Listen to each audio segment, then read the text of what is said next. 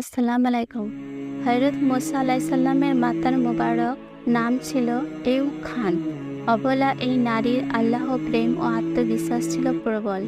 আল্লাহর আদেশ পালনার্থে সদ্য প্রসূত দুগ্ধপোষ্য কলিজার টুকরা পুত্রকে সিন্ধুকে ভরে তরঙ্গমালা বিক্ষুব্ধ বিশাল সাগর পক্ষে নিক্ষেপ করতে দ্বিধা করেননি। তার আল্লাহ প্রেমের কাহিনী হলো সে জামানার পণ্ডিতগণ খোদা দাবিদার পাপিষ্ঠ ফিরআউনকে আতঙ্কিত করে বলেছিল যে বনী ইসরাইল গোত্রে এমন এক ছেলে জন্ম হবে যে তার সব বাদশাহী ধূলিসাৎ করে ফেলবে।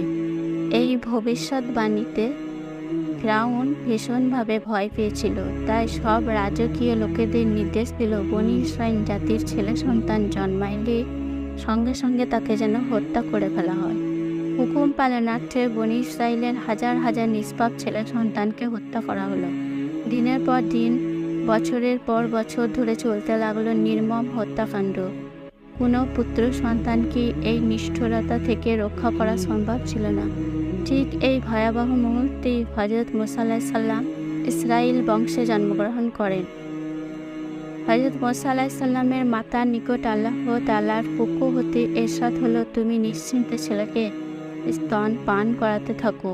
যখন আশঙ্কা করবে যে ফিরআউনের লোকজন ছেলের কথা জেনে যাবে এবং তাকে হত্যা করবে, তখন তুমি ছেলেকে সিন্ধুকে ভরে দরিয়ায় ভাসিয়ে দিবে। এরপর ছেলে আবার তোমার কাছে ফিরিয়ে দেওয়ার দায়িত্ব আমার। একদিন সত্যই আল্লাহ তাআলার কথা অনুযায়ী তিনি পুত্র মুসা আলাইহিস সালামকে সিন্ধুকে ভরে অসীম অতল সাগরে নিক্ষেপ করলেন। অবশেষে দেখা গেল আল্লাহ তাআলা স্বীয় ওয়াদা পূরণ করলেন। ফিরআউনের স্ত্রী মুসা আলাইহিস সালামকে দরিয়া থেকে তুলে নিলেন, তাকে পালক পুত্র রূপে গ্রহণ করলেন, কিন্তু কোনো ধাত্রীর দুধ মুসা আলাইহিস সালাম পান না করায় অবশেষে মুসা আলাইহিস সালামের মাকেই তার লালন পালনের ভার দেওয়া হলো ফিরআউনের গৃহে। আল্লাহ তাআলার উপর ভরসা করায় আল্লাহ তার উপর সন্তুষ্ট হয়ে তাকে পুরস্কৃত করলেন। ভিডিওটা যদি ভালো লাগে থাকে তাহলে একটা লাইক করবেন, বন্ধুদের সঙ্গে বেশি বেশি করে শেয়ার করবেন এবং আমার চ্যানেলটিকে সাবস্ক্রাইব করবেন। আল্লাহ হাফেজ।